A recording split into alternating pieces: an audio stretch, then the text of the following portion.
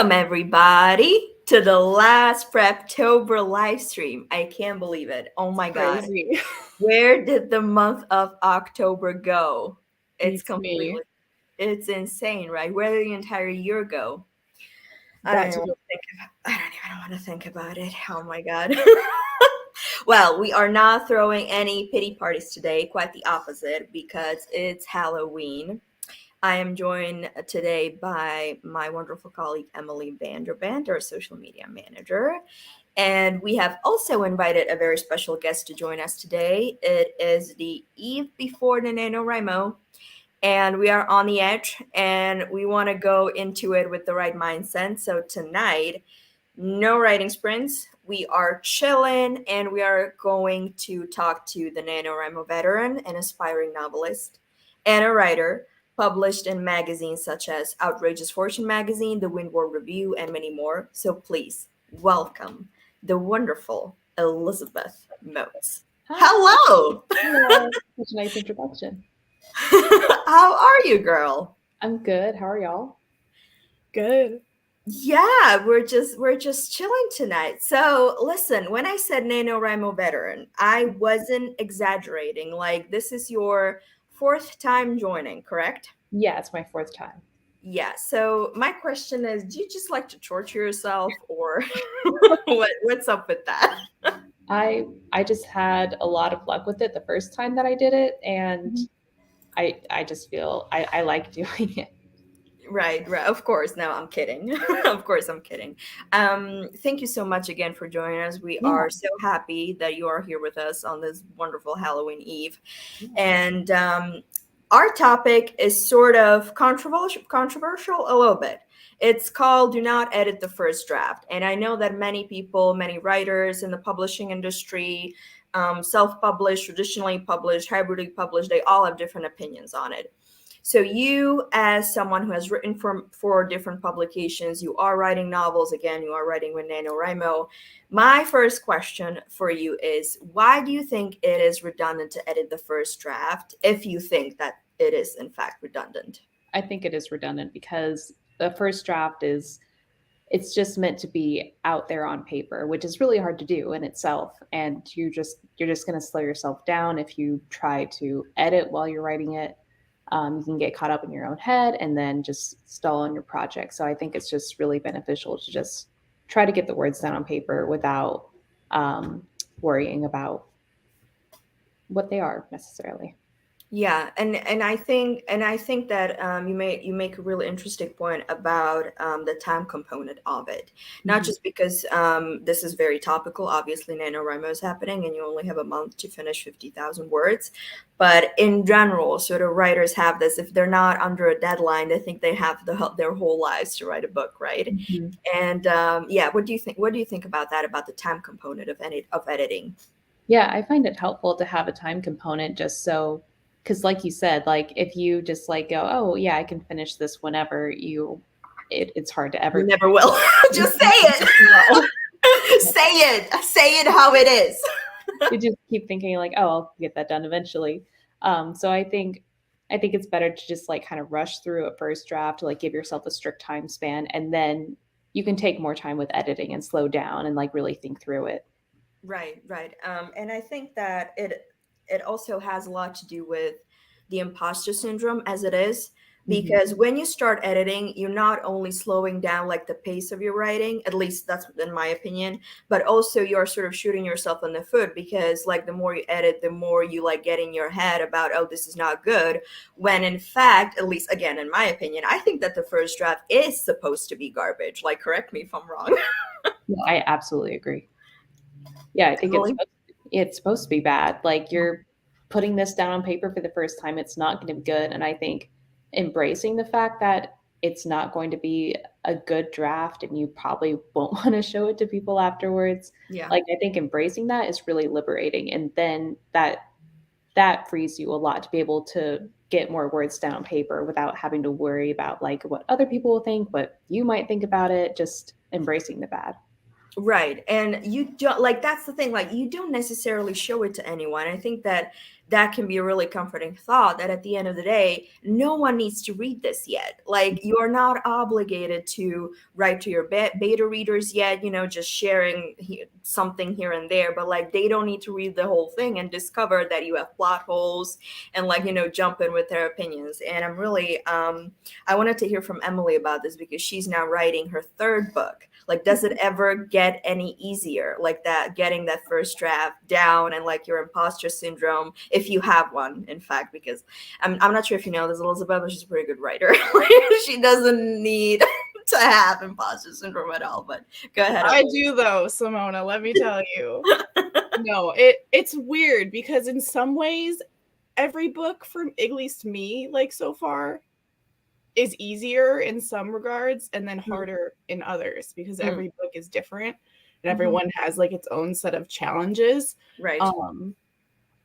But yeah, I don't think that like sense of imposter syndrome ever really goes away. I think it sort of just like ebbs and flows and you sort of get not used to it, but used to like navigating it because you learn more about yourself as a writer with each like subsequent work that you're working on. So I think you just sort of figure out how to navigate it. Right. Do you have a question for Elizabeth? So I do actually. Very topical.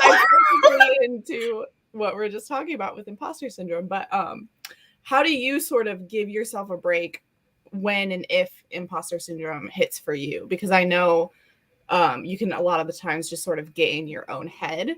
And that can sort of like be the like dam between yourself and like your creativity and actually getting words onto the page. So I'm curious if you had any like tips or tricks that maybe you do when it hits you. Yeah, for me, like imposter syndrome kind of comes in waves. I'll just go through a phase where I'm like, oh God, I don't know if this is any good at all. So I try to take a step back and go, okay, like this is just a phase. Like you'll get back into it the same way you always do. So I try to take a step back and then just keep going at it. Yeah. And then I try to think back at like any successes I've had, like any proof I can find that like, hey, reinforce that. Yeah. Like, hey, I've done this before. Yeah, exactly. Like, okay, no, it's just, I'm just getting in my own head. It's a good reminder.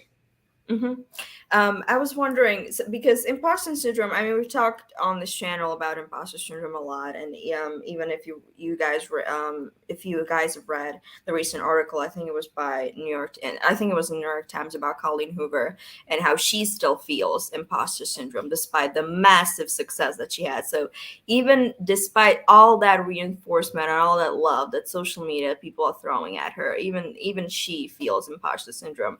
So people might look at that and be like, well, what chance do I have if she, a very arguably very successful writer, feels this way? Like, what would you say to those people, Liz? I would think don't compare yourself to others would be helpful. Like sometimes social media can be good for like finding community and writing and stuff, but also it can be like a way of comparing yourself to people and thinking, oh, I'm not writing as well as them. I'm not writing as much as them. So taking a step back and just like focusing on your own work and your own accomplishments, I think would be helpful for times like that.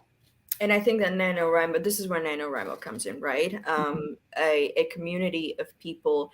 It's not necessarily social media, but as a community. It's not as toxic. It's like the perfect balance of I have a community, but it's not as toxic as social media. I don't think actually it's toxic at all. Like maybe it was just me, but I've never had a bad experience with NaNoWriMo. Like anytime I join, there's just this group of wonderful people every year, some returning, some not, some completely new. But like I have never heard anyone in an NaNoWriMo community tear other people down, which is really amazing. Would you agree with that? Definitely. Yeah.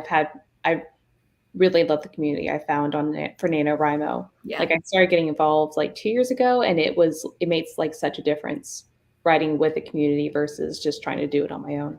Yeah, and it helps that the policy, because it is sort of their policy that, this is supposed to be supportive and encouraging. Like this isn't necessarily book talk. Like again, nothing against book talk, but we know how TikTok and all the social media, how toxic it can get, because it can. Let's not kid ourselves. So I really appreciate it. NaNoWriMo does this for people and helps us finish our novels. So definitely, Emily, your experience with NaNoWriMo. This is your second time joining? No, I can't be right. Technically, I guess it would be my second. Mhm.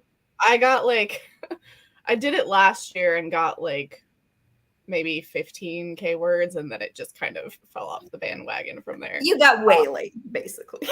Yeah, yeah. So it's my first official time where I'm like, I'm gonna push through and like use the community, use the other writers that I've sort of been like talking with and encouraging me, and me encouraging them, and we're gonna get through it, and we're gonna get through the finish line this time. Right, absolutely. All right, let's move on then. I have a question this time. So, Liz, you have been published in literary journals, in magazines. You do have experience with sort of short form writing, apart from novelization of your writing as well.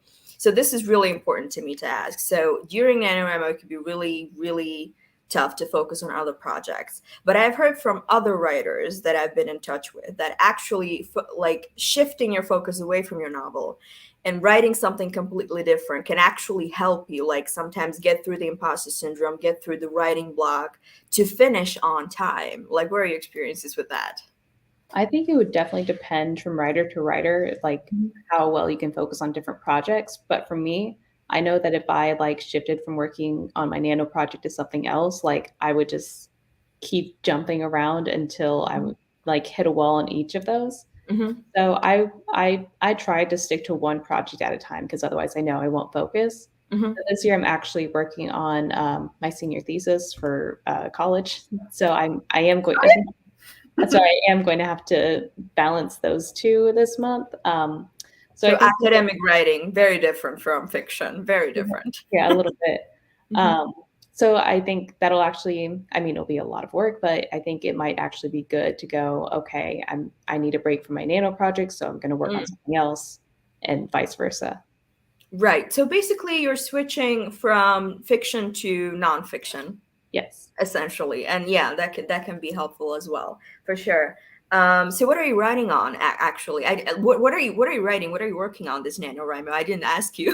For NaNoWriMo, I'm doing a fantasy novel. It's kind of a spin-off deal to some other nano projects that I've written. It's very indulgent because it's, none of it has been published before, so there's not a real good reason to do it, but I try to do passion projects for nano, so that's what I'm working on. Oh, perfect. Can you let us know like about the plot or something? Like can you give something away? Yeah, there's magic, there's immortal people.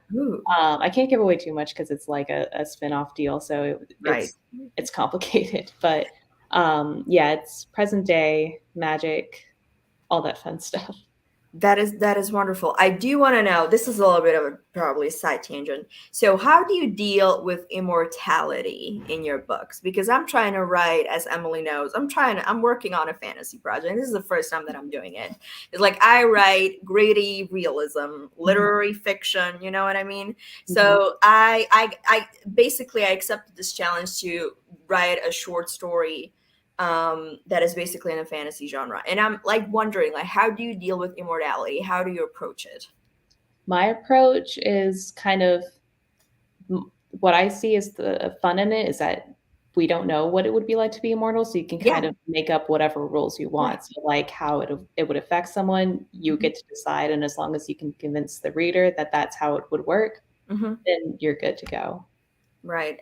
Actually, I have a follow-up question because this is a very interesting topic to me. And I want to hear from Emily as well. So from what I heard from my research and from talking to other writers about immortality, there are essentially two ways, if you boil it down, that you can approach it. One, you write it in a way that would make it feel more approachable to humans, meaning you depict immortality as a bad thing, because that's what's more relatable to the audience, because we know that being mortal, because immortality is not an option. And as far as I know, Twilight is actually the only fantasy that I know that basically said, screw it, mortality is better than being human. Yeah. But other than that, almost every television show, every book I read that is in this genre and deals with immortality basically says it sucks. So that's one approach. Or the other is the Twilight approach. No, it would be better to be immortal. So Emily, you go ahead first, and then I want to hear from you, Liz, about this. In answering your question, or like I have a question for Elizabeth actually. In answering my question, like, what do you think is better, and how do you deal with immortality? And then you can follow up with a question. Okay. So I haven't actually written dealing with immortality yet, but actually for my nano project, I will have to. So that's an interesting tie-in. So I'm not entirely sure how I'm going to approach it, but I do know that like he's probably going to be the only character that is immortal. Okay. And based on sort of the magic system that I have, that sort of ties into that, it might take more of the first approach, not the Twilight approach, more of like the human approach, like the human aspect and like the downfall of like immortality, and kind of right, like aversion to it instead of like embracing it. Gotcha. I see Liz is nodding, so like, yeah, that's your approach as well. Yeah, it's definitely not the Twilight approach. I feel like for my characters, it's more of a bad thing. They don't enjoy their immortality and whatnot. But like as a whole, I would say the novel's approach to it is pretty neutral, and it just depends on like how each character deals with it. Okay, that's an interesting take. Okay, Emily, you had a question. I interrupted you. I'm sorry about that. Go ahead. No, you're good. I'm curious because I'm shifting. I have this question. I'm shifting from like my series that I've been writing, historical fiction, historical fantasy, to like a high fantasy. So I'm sort of using like my nano project as a break from like what I've been doing. So it's sort of like the opposite of like this question that you asked her of like, do you switch projects in the middle of nano? But I'm curious from your perspective, Elizabeth, since your nano project is like a spin-off of some other things in the same world that you've already been creating, how do you sort of, especially when you're dealing with fantasy and like all these rules that you're making up, and I know a lot of other like nano people are probably also writing some version of fantasy, how do you sort of keep track of all of these different rules you're putting in place and everything that's happened in the previous stories and all the little threads that you sort of have to keep pulling on in all like the subsequent books that you're writing? Yeah, that's a great question. I kind of refresh myself. Like I've been editing a lot of my books like throughout the months in between nano, so I feel like pretty on top of like the world building and whatnot. Though I do normally what happens is I'll be writing and then I'll realize, wait, I don't remember if I've established that as a rule or not, and then I have to go back and check, and then I go, okay, now I got it. So I just kind of wing it and check back on it when I need to. Yeah, I think that's the golden standard that we aspire to. What you just said, like balance, which is something I can't even say, because writers are notoriously not really balanced people. Like we throw ourselves into our projects, and it's just that we lack balance in general. Of course, I don't think Emily falls into this category. Like you, girl, you're pretty balanced, aren't you? Like you keep track of where your plots and and all that stuff. You're a planner, So I'm very much a planner. That yeah. doesn't mean like things don't change or that there's still things that sort of like throw me for a loop that I have to figure out and whatnot. It's just sort of, you've got your plotter, you've got your pantsers, and then you've got sort of everyone in between on the spectrum of it. So I am more of a plotter, but there's still things that come up that you sort of have to figure out and keep track of and whatnot if you're continuing to like build on top of a series or spinoffs or whatnot. Right. Well, speaking of things throwing you in for a loop, you have a question for Elizabeth that is really topical for this one. Yes. So obviously you have the time crunch of NaNoWriMo getting those 50K words in the month of November. We are all busy people. We've got 1.5 million things going on. You're going to be writing a thesis at the same time that you're trying to crank out this novel. How do you personally, or how do you recommend other writers sort of deal with distractions in general, but also specifically during the time of NaNoWriMo?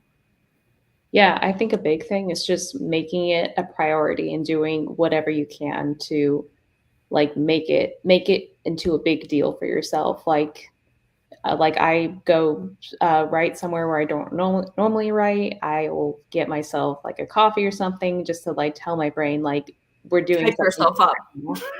This is important. Yeah. Yes, exactly. So I just try to, and I try to find people to hold myself accountable, like give myself a reason to like go, okay, I'm in a writing group. I want to be able to share my progress, so I need to sit down and write. But just like doing things to tell yourself this is important. You need to take time to do this. I think is the way to go. It's really interesting because I think that Eric Kester would really agree with you on this one, because the first thing he taught us, the CEO of manuscripts, is also a book professor. We call him book professor essentially. The first tip that he gave us when we started writing books was change the location, change the pattern. You have to break the daily pattern of whatever you are doing to basically tell your brain that this is something very different. This is not what you do on a daily basis. And change the location was his first advice. Like, go to a hotel, rent out a room, go to a coffee shop, and even advise, to like buy a ticket to a nearby town and like write on the train. Yeah. It's just really interesting how our brains respond to that Mhm. sort of breakage of pattern. And I was wondering, does that always help, or like what's your second go-to thing if location just doesn't click anymore, which probably will not during, let's say, third week of NaNoWriMo when we are really tired? Like, what do you do on that third week when like exhaustion is kicking in? Yeah, I guess I look back at my progress. Like I hope by the third week I've made a dent in my work. And I think by that time building up patterns really helps. So like by then you probably know what time of day works best for you to write when you have the most time. So I think just like by then sticking to those patterns is the way to get through it. I'm wondering, do you seek out external validation when internal validation doesn't work anymore? And I mean in any way, not necessarily, let's say, showing like your project to your friends or whatever to tell you, listen, oh, this is really good, continue. But let's say, I don't know, something unconventional, like coming up with a short story and posted it on some fan fiction site so that you get that instant validation from people. You know what I mean? Yeah. But sometimes I'll go on Instagram, like I'm putting together a writing group for Nano. So that's a Yeah. way, like I really want it to be for people to be able to like hype themselves up and Yeah. share like their progress, or even if they haven't made any progress and, to be fine with that, share lines that they've been writing that they really like. I think that's important I really want it to be a space where like, you can just celebrate what we've been working on. And girl, like, you have almost 7,000 followers. Like, it's not like a small thing. Like, you run a very successful operation here. Yeah. Yeah. And I read your bio, INFJ. I mean, come on, we're friends. We're meant to be friends. Oh yeah. Um, no, but really, I do have a follow-up question about external validation as well. Like, what do you think about just writing fan fiction in general? Because before the digital era, before you could actually post your writing and get that instant validation, I I cannot even imagine how people managed to crank out books, because all they had was, I don't know, a typewriter, like a typewriter or something. And they had no way of getting that instant validation from people unless they had a family that supported them, which, let's face it. What writer has that? Like, not many of us. Like, let's just face it, not our families don't think that writing is really a job. So unless you have the, like, what do you think about engaging outside? Because NaNoWriMo, it's like, 1 month, an entire year, which is great. But then again, what do you do for the rest? What do you do with the rest of your life, with the rest of your year? Like, where do you go for support? Yeah, honestly, I've met like a lot of writers through Instagram or NaNoWriMo, like in group chats and things like that. And I found that like I keep up with them throughout the year. And I usually end up forgetting that I like met them through NaNoWriMo. And then I'm like, oh yeah, that was how it started. So I think just keeping up with those support systems. Mm-hmm. Would you advise against or in support of, let's say, seeking out a writing gig that pays, Yeah, to also get a financial support? Do you have any recommendations where writers could go for that, or it's just not your thing? Because you do write for publications, I mean, regardless. yeah, I have, but I don't know if I have any recommendations for paid work. Right. Emily, what do you think about this concept of seeking out paid gigs to basically get yourself that instant validation from people? I think it depends. I think it should be more than just like the instant gratification if you're like seeking out that something that's paid, Mm-hmm. because you have sort of the seriousness of that. Mm-hmm. But yeah, I mean, I don't think it's a bad idea, especially if you want writing to be something that you're stepping into full time. That could be a good step in the right direction. It might not necessarily be articles or anything like that that you're super passionate about or interested in. But sometimes it takes getting through those Mm-hmm. to finally get to the thing that you want to write. Mm-hmm.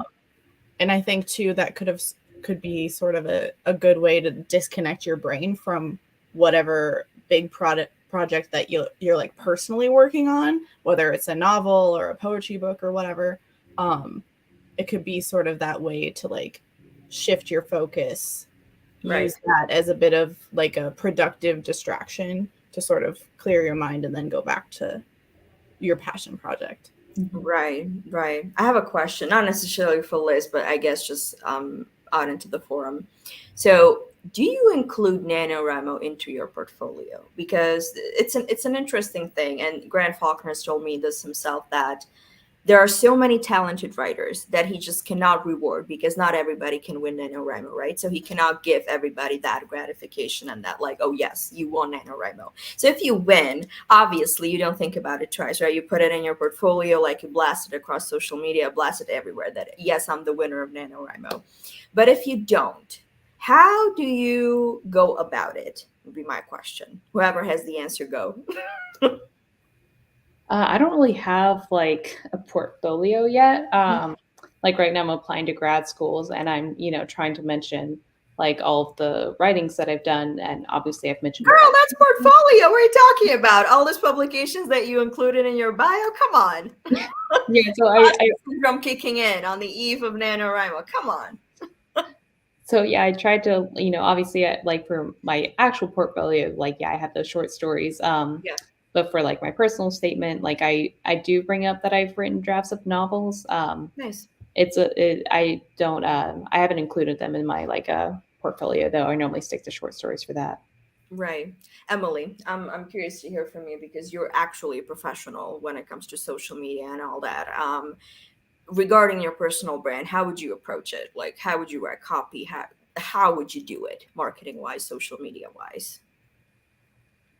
I mean, I think it's a significant thing to mention on social media and even on your resume or portfolio, even if it's not to the fact that like you won NaNoWriMo, even if that's not the case. I would say still like being a participant and getting a good amount of words written, that's still a pretty good accomplishment to be able to say, like, I've done NaNoWriMo, like in Elizabeth's case, like 4 times. So that's Mhm. 4 maybe different projects that Yeah. she got in the works. Even if they're not finished, they're still, I feel like we as writers have a million different projects, like Yeah. on the shelf or in the desk or whatever. But I think that like those are still important to mention. And I think NaNoWriMo too, like is an awesome organization and sort of like a good name to be associated with. Oh, So I yeah. think, yeah. A lot of I think, street cred. yeah, I think being able to say and like take ownership and like be proud of the fact that like this is something you participated in and Yeah. you're a writer and you've met these awesome people that you can support and they can support you and you've gotten words written no matter how many that is. I think that's something worth mentioning. Yeah, and I think it's really encouraging coming that from a professional who like does social media for a living, because maybe it's just my impression, but there's this like maybe discouragement going around that if you only received a participation trophy, like that's not worth mentioning. At least that's how I was raised, like the early 90s, late night, actually mid to late 90s babies. You know what I mean? Like, why are you bragging about participating in something if you haven't won? You know what I mean? You know where I'm going with this? So like Yeah. anytime, even though NaNoWriMo is such a huge brand, because this is not like the United States thing, it's a global thing. Everybody in the world participates. Whoever wants to participates in NaNoWriMo. If you don't actually win NaNoWriMo, some people will think, is this even worth mentioning? Like, aren't you actually just advertising failure? Like, what are your thoughts on that, Liz? Yeah, I think that's really interesting because I don't even bring up NaNoWriMo much to people because I don't feel like, for some reason in my head, I don't feel like it like counts as something. Like, I don't know, maybe because it's not like a published work But or it's so whatever. untrue, right? Like, it feels wrong to Yeah, think it's like in that. my head, I'm like, oh, no, that was just my like silly little project that I did that doesn't count for anything. Yeah. So like It's I still a definitely, book you wrote though. yeah. So I definitely get that feeling of like, oh, should you even bring it up? But I think I've been getting better about like bringing it up to my friends and my family and telling them about it and stuff, and getting like a community support and all of that. Yeah. And I really appreciate you for saying that, because like I thought I was the only one struggling with that. Oh no, Because like you mentioned NaNoWriMo and everybody's like, "Oh, yeah, I know. Yeah, that's like they call it the writing competition." I'm like, "Sure." Whatever, writing competition, sure. whatever. But like people know what it is. Like wherever you go, more or less, my lawyer knows what NaNoWriMo is. So it's you know what I mean. Like people who are outside of the industry, like completely, they know what NaNoWriMo is. But if you don't win, like, is it worth bringing it up? So I'm glad that the marketing specialist and someone who has done NaNoWriMo multiple times gave us this advice to feel better about ourselves, essentially. That was lovely. I mean, anybody has any questions? Emily, do you have any more questions for Liz? I do have one. I was actually I'm gonna throw us way back to like our conversation in the beginning. Okay. But I am very bad, confession time. I am very bad at turning off that internal editor when I'm drafting. Oh. So I was wondering if you had if like that's something that you struggle with too, and if you had sort of any thoughts on like how you turn off that internal editor and just like let yourself just write and get the words on the page. Yeah, no, I totally get that. This is very specific advice, but like whenever I'm writing and I can't think of the next thing or I don't have the right word, I'll use brackets. And then like in my head, I'm able to go, okay, that is something I'll come back to later. Like I don't need to worry about that. That's just a placeholder. So like that visual of like, okay, this is not what the final draft is going to look like. That helps me get past that because I can see that it's still a work in progress.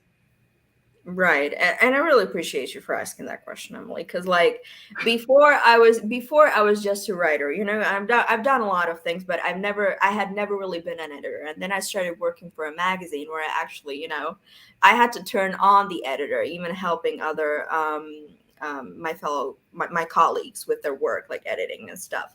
So like when it comes to me writing down the first draft, I have to mentally prepare myself for going into the writer mode instead of the editing mode. Yeah. Because then I just get really discouraged. Like I read the first paragraph and I'm like, oh my God, I'm appalled.